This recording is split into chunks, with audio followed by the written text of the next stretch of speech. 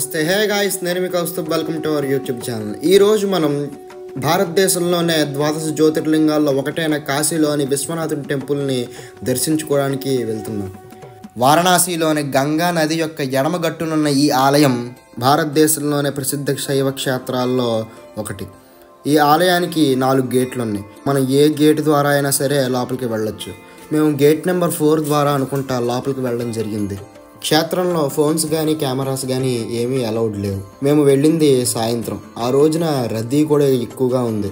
ముందుగా ఈ విశ్వనాథుని దర్శించుకున్న తర్వాత దగ్గరలో ఉన్న మరియు తప్పనిసరిగా దర్శించవలసిన ఆలయాలు గణపతి ఆలయం మరియు అన్నపూర్ణదేవి ఆలయానికి కూడా వెళ్ళడం జరిగింది. అన్నపూర్ణదేవి ఆలయంలో మనకి బియ్యం ప్రసాదంగా కూడా ఇస్తారు. ఆ ప్రసాదాన్ని పట్టుకొచ్చి మనం తినే బియ్యంలో కలుపుకోవాలి.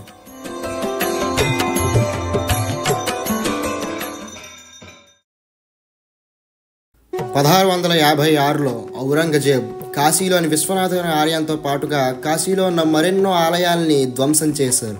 కానీ ప్రస్తుతం ఉన్న ఈ ఆలయాన్ని ఇండోర్ రాణి అయిన అహల్యాబాయి హోల్కర్ పునర్నిర్మించారు. అప్పుడు అదే విధంగా పంజాబ్ యొక్క రాజైన రంజిత్ సింగ్ మహారాజ్ ఈ ఆలయానికి టన్ను బంగారాన్ని కూడా ఇచ్చారు. ఆ బంగారంతోనే విశ్వనాథుని ఆలయానికి బంగారు తొడుగు చేశారు. ప్రస్తుతం మీరు చూస్తున్న ఈ కారిడార్ నిర్మాణానికి ప్రధానమంత్రి శ్రీ నరేంద్ర మోడీజీ 2019లో పునాది రాయి వేశారు. చక్కగా స్పర్శ దర్శనం అయిపోయిన తర్వాత ఇందాక చెప్పిన విధంగా దగ్గరలో ఉన్న ఆలయాల్ని దర్శించడంతో పాటుగా శక్తిపీఠమైన విశాలాక్షి దేవి అమ్మవారి గుడికి కూడా వెళ్ళడం జరిగింది. ఈరోజు మనం ఫాస్ట్గా రెడీ అయిపోయి వచ్చేసాం దుర్గాకుండ్ టెంపుల్ని చూడడానికి. ఇది దుర్గాదేవి యొక్క శక్తివంతమైన ఆలయం. వారణాసిలో ఉన్న ఈ దుర్గాదేవి ఆలయాన్ని 18వ శతాబ్దంలో బెంగాల్కి చెందిన రాణి భవానీ నిర్మించారట. ఇప్పుడు మనం ఈ టెంపుల్ లోపలికి వెళ్తున్నాం.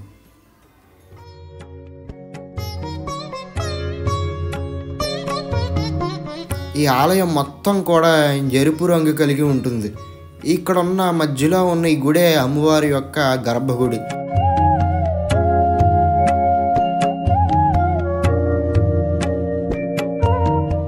లోపలికి మనం క్యూ మార్గం ద్వారా వెళ్ళినట్లయితే అమ్మవారి యొక్క దర్శనం జరుగుతుంది.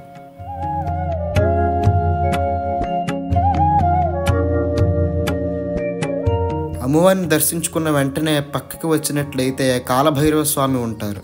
స్వామిని కూడా మనం దర్శించుకోవాలి.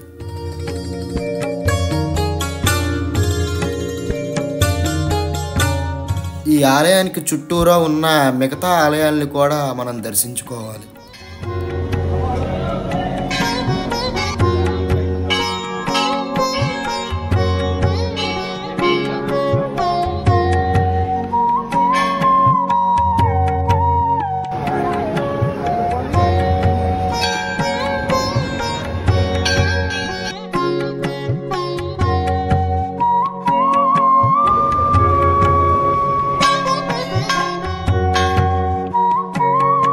దుర్గాకుండ్ నుంచి తులసి మానస్ టెంపుల్కి వాకబుల్ డిస్టెన్సే, 10 నిమిషాల్లో వెళ్ళిపోవచ్చు. ఇదే తులసి మానస్ మందిర్. మందిర్ ఫ్రంట్ అంతా ఇలా గార్డెన్ లాగా ఉంటుంది. అండ్ మీరు గమనించట్లేదు సరిగ్గా పైన ఒక వెరైటీ ఆఫ్ క్లాక్ ఉంది. ఇలాంటి వెరైటీ డైలు ఉన్న క్లాక్ మాత్రం ఎక్కడా చూడలేదు. చాలా బాగుంది.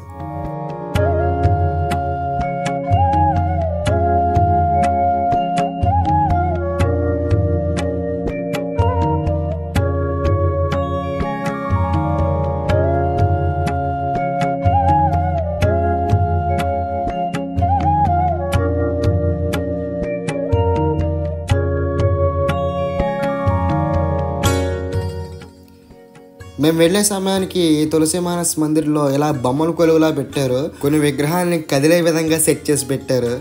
సాధారణంగా ఈ గ్రౌండ్ ఫ్లోర్ మొత్తం కూడా ఖాళీగానే ఉంటుంది. కానీ ఏమైనా పండగలు జరిగినప్పుడు, ఏదైనా పర్వదినాలప్పుడు ఈ గ్రౌండ్ ఫ్లోర్ మొత్తం కూడా ఇలా బొమ్మలతో ఆ విశిష్టతని తెలుపుతూ అలంకరిస్తారట. మరి ఈరోజు కూడా ఏదైనా పర్వదినం అయి ఉంటుంది. ఆ విశిష్టని చక్కగా తెలుపుతూ ఎంతో బాగా అలంకరించారు ఇక్కడ అంతా కూడా. ఇలా ఎంట్రన్స్ నుంచి పక్కకు వెళ్ళినట్లయితే శ్రీ తులసీదాస్ గారి విగ్రహం పెట్టారు. ఇది కూడా కదిలే విగ్రహమే అండ్ మాటలు కూడా వచ్చేట్లా పెట్టారు.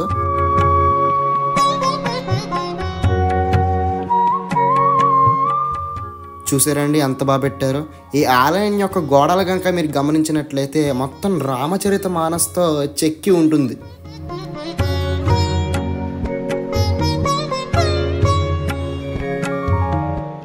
ఈ గుడిలో సీతారాముల వారు, హనుమంతుడు లక్ష్మణ సమేతంగా ఉన్న సీతారాముల వారు, సత్యనారాయణ స్వామి, అన్నపూర్ణాదేవి, అలాగే శ్రీకృష్ణుల వారి విగ్రహాలు కూడా మనకి గుడిలో దర్శనమిస్తాయి. ఈ ఆలయాన్ని 1964లో సేద్ రతన్లాల్ సురేఖ గారు నిర్మించారట. ఈ గుడి మొత్తం పాలరాతితో కట్టారట. అప్పటి రాష్ట్రపతి అయిన శ్రీ సర్వేపల్లి రాధాకృష్ణ గారు ఈ ఆలయాన్ని ప్రారంభించారట. వాల్మీకి మహర్షి చేత రామాయణం సంస్కృత భాషలో రచింపబడింది. కానీ సంస్కృత భాష అందరికీ అంత సులభంగా అర్థం కాదు కాబట్టి హిందీలో సరళమైన భాషలో రామచరిత మానస్ అని 16వ శతాబ్దంలో హిందూ కవి అయిన మరియు సన్యాసి అయిన శ్రీ గోస్వామి తులసీదాస్ గారు రచించారు. ఈ ఆలయానికి ఇంకో ఫ్లోర్ కూడా ఉంది. ఆ ఫ్లోర్కి వెళ్ళినట్లయితే మొత్తం పురాణాల్లో చూపించిన చాలా ఘట్టాలని బొమ్మల రూపంలో అలంకరించి బాగా చూపించారు. కానీ రష్ ఎక్కువ ఉండడం వల్ల అక్కడికి వెళ్ళైపోయాం. ఫ్రెండ్స్, కాసేపు రిలాక్స్ అయ్యి కాస్త షాపింగ్ అండ్ దగ్గరలో ఉన్న కొన్ని టెంపుల్స్ను కూడా దర్శించిన తర్వాత మనం వచ్చేసాం దశాశ్వమేధ ఘాట్కి గంగా హారతి చూడడానికి.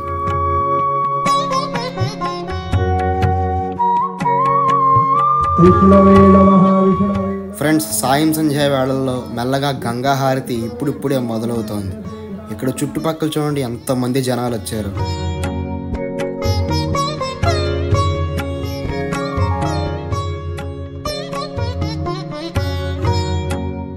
ఇప్పుడు మనం దశాశ్వమేధ ఘాట్లో ఉన్న గంగా హారతిని చూడబోతున్నాం. ఈ గంగా హారతిని చూడడానికి ప్రపంచ నలుమూలల నుంచి ఎంతోమంది జనాలు వస్తూ ఉంటారు. మరియు భారతదేశంలో ఉన్న వివిధ ప్రాంతాల నుంచి కూడా ఈ కాశీలోని ఈ గంగా హారతిని చూడడానికి వస్తారు.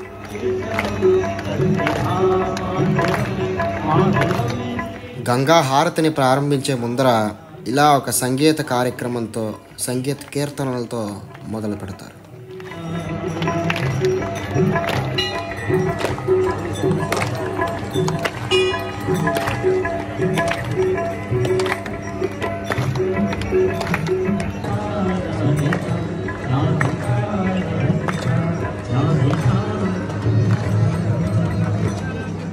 తర్వాత శంఖనాదంతో ఈ హారతి కార్యక్రమాన్ని మొదలు పెడతారు.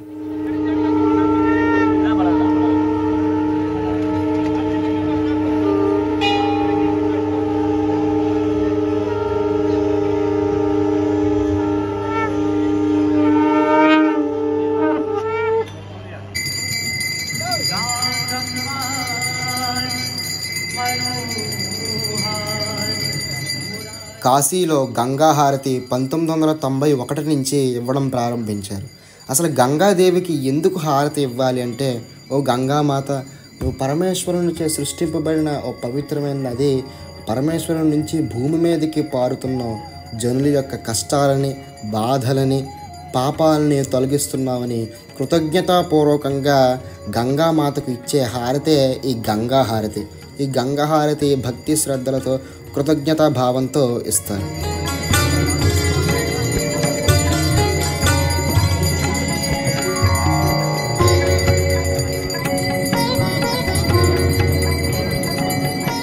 ఈ గంగా హారతిని మన భారతదేశంలో కేవలం వారణాసిలోనే కాకుండా ముఖ్యంగా హరిద్వార్లోను, ఋషికేశ్లోను, ప్రయాగ్రాజ్లోను, అలాగే గంగా నది ప్రవహించే అన్ని సిటీస్లో కూడా ఈ గంగా హారతిని ఇస్తారు.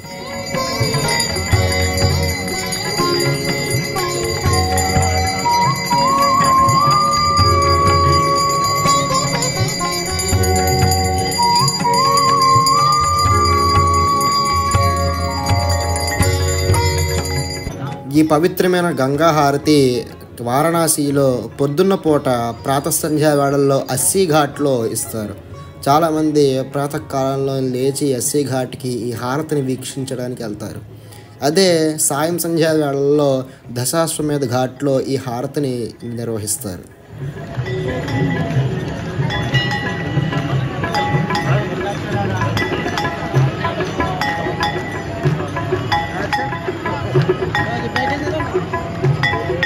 ఈ కాశీ క్షేత్రానికి రావాలన్నా, ఈ కాశీ క్షేత్రాన్ని దర్శించుకోవాలన్నా మనకి ఎంతో అదృష్టం పుణ్యం ఉంటేనే కానీ రాలేమని చెప్పి మన పెద్దలు చెప్పే మాట నిజమే.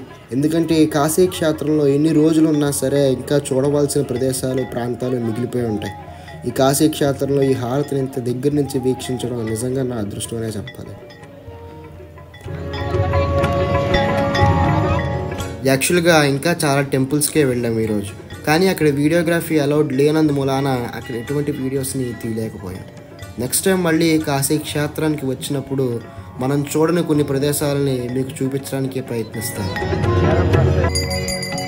సో ఫైనల్గా ఇది ఫ్రెండ్స్, మరి ఈనాటి వ్లాగ్ కానీ నచ్చినట్లయితే లైక్ చేయండి, షేర్ చేయండి, మన ఛానల్ కూడా సబ్స్క్రైబ్ చేయండి. So it's me your Kaustubh, see you in my next.